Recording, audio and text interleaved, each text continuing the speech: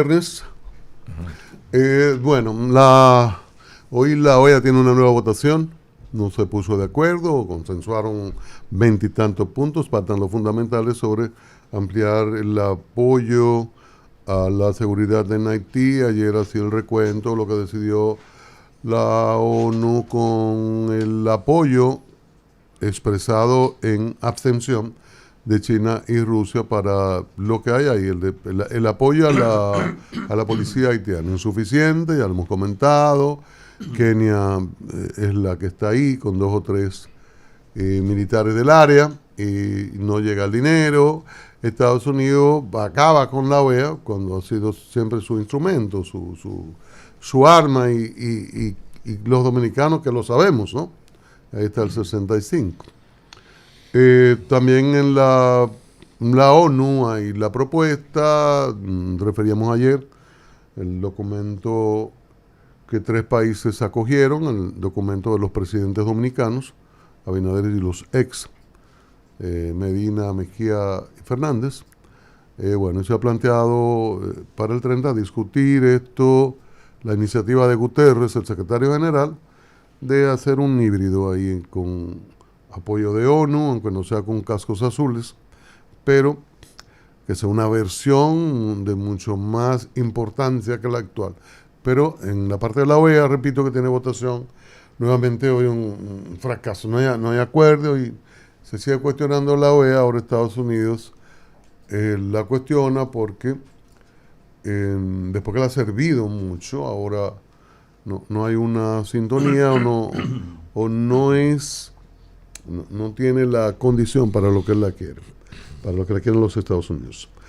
Me refiero a esto a propósito de la reunión ayer del presidente Abinader y el expresidente Medina en la oficina de este último, la oficina presidencial presidencial partidaria, ¿no?, de Danilo Medina, en la zona universitaria. Hablaron de Haití, de lo que Abinader es el que hace el resumen, claro, porque cuando se habla con un presidente, los presidentes son los que prefieren lo que se trató y por eso Danilo, cuando lo entrevistan o pretende entrevistarlo, dice el presidente va a hablar. El presidente hizo referencia a la conversación con Macron y otras figuras importantes del mundo para el apoyo a Haití, lo insuficiente o lo insuficiente que ha sido el apoyo en los organismos regionales y mundiales, la falta de compromiso de los países grandes, de los grandes, sobre todo los que colonizaron y colonizan en esta parte del mundo y otros lugares.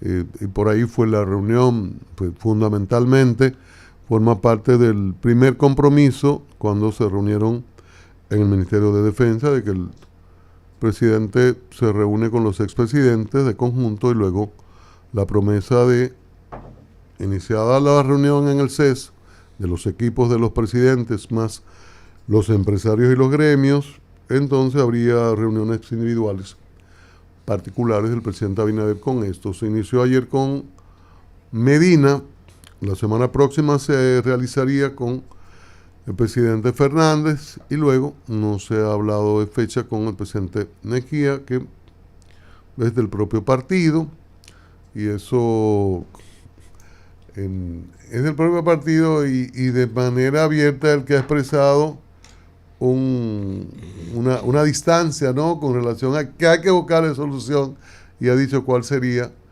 en el caso de la mano de obra haitiana para el sector agropecuario.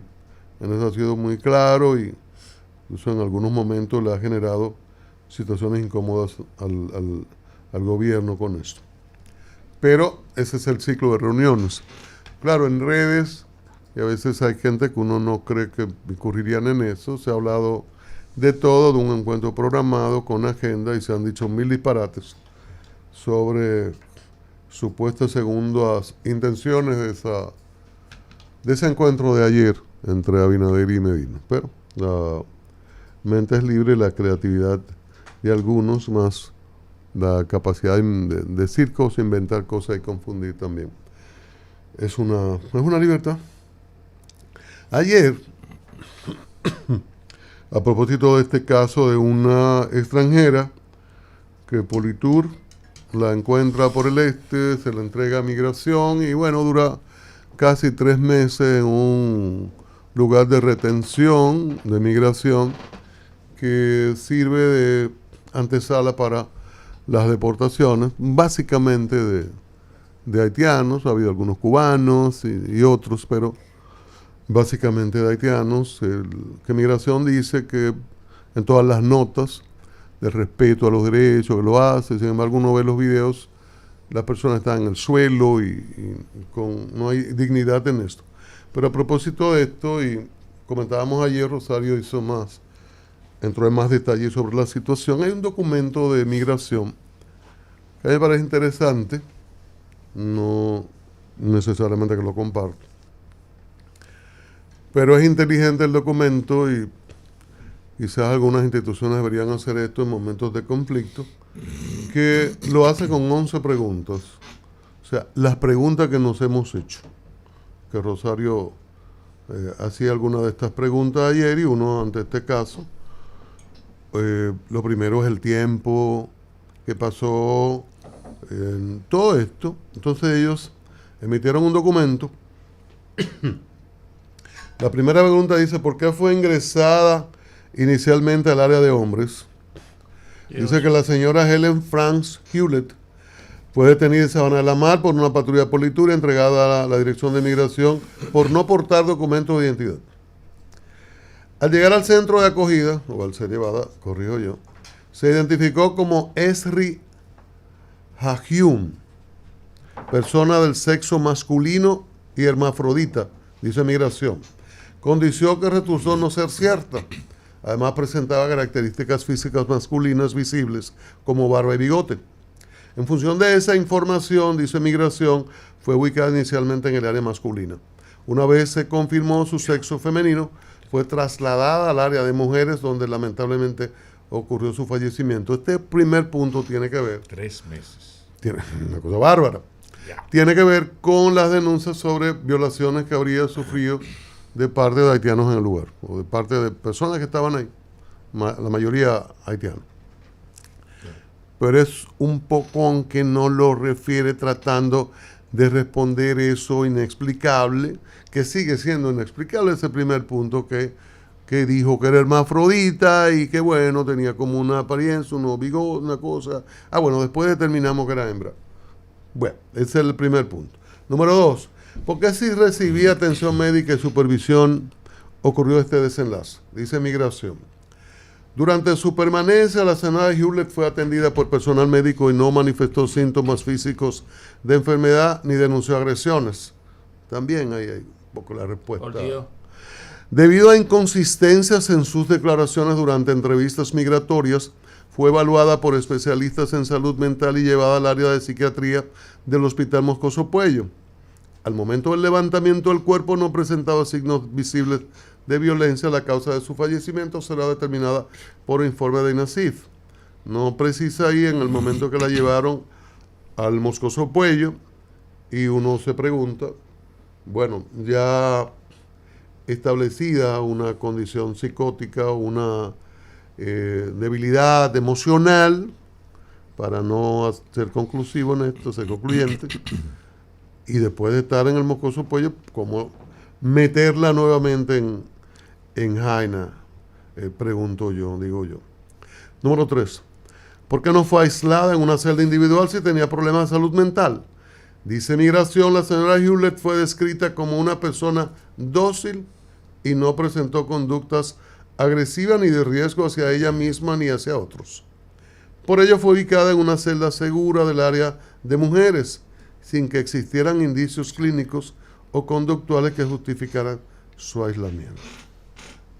¿Y es una carta de defensa de migración o una carta de confesión? ¿Cuál de las dos? Es una carta de defensa de migración que ellos hacen. ¿De defensa? Ellos presentaron Bueno, un cuestionario. ellos presentan el cuestionario, entonces hacen las preguntas que nos hemos hecho todos y ellos tratan de explicar, bueno, justificar algunas cosas que resultan difíciles. Número 4, ¿cuál fue la causa real de su muerte?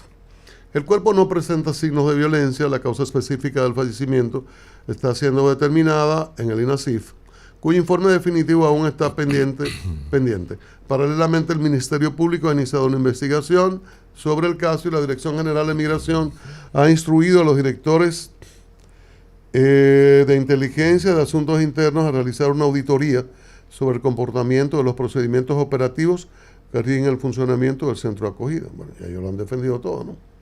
5. ¿Cómo es posible que encerraran a una mujer en un área masculina sin supervisión?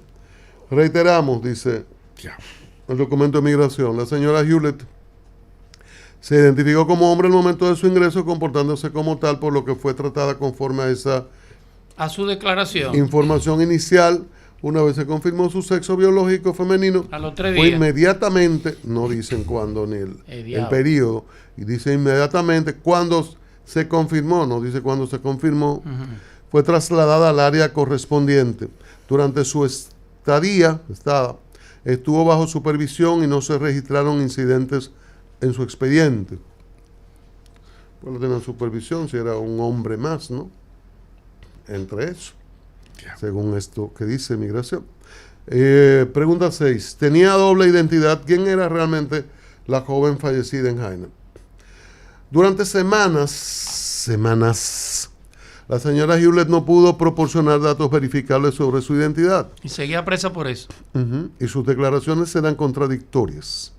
Se consultaron agencias nacionales e internacionales sin éxito. Finalmente, gracias al uso de tecnología de reconocimiento facial, se confirmó que se trataba de Helen France Hewlett, ciudadana estadounidense que ingresó al país el 15 de marzo del 25 desde Puerto Rico en un vuelo de la aerolínea Frontier Airlines que aterrizó en el aeropuerto de Punta Cana. ¿Por qué permaneció detenida durante 2 meses? Dice migración. 2 meses. Sí, 2 meses y pico. No fueron 2 meses y pico, casi 3. Casi 3. Casi 3. Fue casi 3. Su detención obedeció a la necesidad de confirmar su identidad y nacionalidad. Wow. Condición indispensable para iniciar un proceso de repatriación. Pero van a detener a medio país con eso.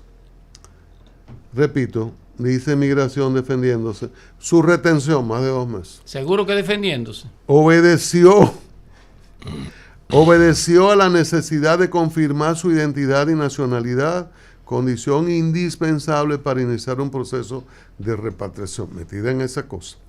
Durante este tiempo, la señora Hewlett no proveyó información confiable y verificable, a pesar de los esfuerzos institucionales para ayudarle a esclarecer su estatus migratorio. No dice de qué estaba acusada, si estaba acusada, nada, no sabían quién era ni tenía documentación, entonces sería presa por eso. ¿Qué dice el reporte del INASI? El informe final está en proceso y será entregado por patología forense una vez concluidas todas las evaluaciones correspondientes. Pregunta 9, casi terminamos. ¿Fue víctima de abuso sexual por parte de nacionales haitianos? Así que está escrito, lo estoy leyendo. No. Dice migración, dice que no. Ajá. Punto. Esta afirmación es completamente falsa e infundada. No existen reportes, testimonios ni evidencia alguna que indique que la señora Hewlett haya sido víctima de abuso sexual ni de violencia durante su permanencia en el centro. Punto. En ese párrafo no dice si fue sometida a estudios, ni por qué, en qué se fundamenta para decir que es falso. Dice que no existen reportes, pero se hicieron evaluaciones, pregunto. Lo que pasa es que... Ni testimonios ni evidencia. Entonces, pero bueno, ya me termino. Pero es que... termino con esto. Bueno, me faltan 2. ¿Cuándo se hará público el informe final de INASIF? No se ha recibido fecha precisa. Migración comunicará los resultados una vez las autoridades concluyan el proceso. Y 11 y último, ¿dónde estaba el personal de seguridad si hubo violencia? Reiteramos, dice migración, no hubo violencia. No existe ninguna evidencia, testimonio o registro que indique agresión alguna contra la señora Hewlett. Este es el primer y único caso de fallecimiento registrado en nuestros centros de acogida. Aquí no. Aplausos. Aquí termina. Esto no refiere Esto no refiere, aparte del informe de INASIF que tiene que ver con la muerte, no refiere si en el Moscoso Puello, en otros centros, sí hubo una investigación a ver si hubo violación, no lo dice, o si hubo algún tipo de violencia diferente a esto. No lo dice, pero reitera que no hubo violencia, compañeros. Sencillo. En una parte dicen que no tiene información definitiva porque INASIF no ha dado el informe de la autopsia. Por consiguiente, si INASIF no ha dado el informe de la autopsia, ¿por qué tú me dices que no fue violada? No fue violada. Otra cosa, en este país todo el mundo sabe lo que ocurre en las cárceles con el más débil cuando entra ahí.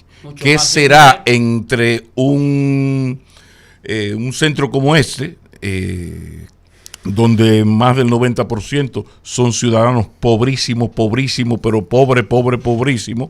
Entonces, a partir de ahí, ustedes pueden imaginar. Yo solo voy a decir que el que escribió eso, quien escribió eso, García Márquez es un notario.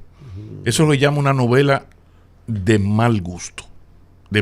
Y es una pena que sea viernes, no tenemos tiempo, pero esto es bueno tomarlo, las 11 preguntas poco a poco, para ir desmantelando una por una las imprecisiones. Uno solicita información, uno exige a los gobiernos, a las instituciones que nos den información, y esto que yo digo tanto aquí, de que si no me das información yo me la invento. Ahora, quien no debe inventársela es usted. Entonces, a mí me parece que esto es de una vulgaridad terrible. Sin embargo, al mismo tiempo, fíjense cómo una cosa lleva a la otra cuando las cosas se hacen bien. Esto de dar información es muy importante, y lo malo en el caso de lo del Estadio Quisqueya y el Ensanche La Fe es que se dio luego de que se soltó la primera información, donde no se hizo énfasis ni se aclaraba en la nota, y la vimos aquí, en el meollo de la cuestión. ¿Cuál es el meollo de la cuestión del proyecto para construir un Estadio Quisqueya en el Ensanche La Fe y un desarrollo urbanístico del carajo? ¿Cuál es el dato fundamental? A lo que a la gente le interesa. Ven acá, el Estadio Quisqueya se lo entregan al Licey y el Escogido, que por tiene hasta sus propias oficinas, y el Estado le paga todas las cosas. Entonces, si tú me vas a presentar un proyecto así, creas una comisión, lo primero que tú me tienes que decir fue lo que ayer le dijo al listín Subero Isa. Cito a Subero, el presidente le dijo que el Estado no invertirá un solo centavo en ese proyecto. Por ahí tenían que comenzar. Entonces, después que ayer yo hice lo que hice un comentario un poco fuerte, pero muy cierto, sin excesos, fuerte. Entonces, bueno, a partir de ahí, varias instituciones le llaman a uno, le escriben y le dan toda la información. Sí, pero el problema es antes, que tú tenías que darme la información. O sea, ahora es que sabemos que el Estado, me imagino yo, solo digo yo, que habrá algún incentivo fiscal, alguna lubricación jurídica para facilitar las cosas, pero aquí es un joint venture donde el Estado va a poner el área, los terrenos, y el sector privado va a hacer la inversión. Pues por ahí tenían que comenzar. Entonces lo dejo ahí. Para volver. Vamos a volver a los dos temas. Porque sería bueno hacer la disección por pregunta del documento de migración. Pero insistir, y también ver esto un poquito más adelante. Pero yo insisto en que los gobiernos, el gobierno, las instituciones más bien, tienen que acostumbrarse a la transparencia, a darle toda la información a uno. Porque uno aquí hace su trabajo sin mala fe. A veces hasta con un sentido didáctico, si ustedes quieren, pero uno no ve una reacción. Entonces qué bueno que Subero Isa, presidente de la comisión, ha hecho la aclaración. Esperamos que todo esto sea cierto. La credibilidad de Subero Isa es una garantía, pero hay que seguir, porque insisto en el tema del Estadio Quisqueya, que es una práctica de aquello de que como puede faltar el pan, que no falte el circo. Pero vamos a volver con estos temas.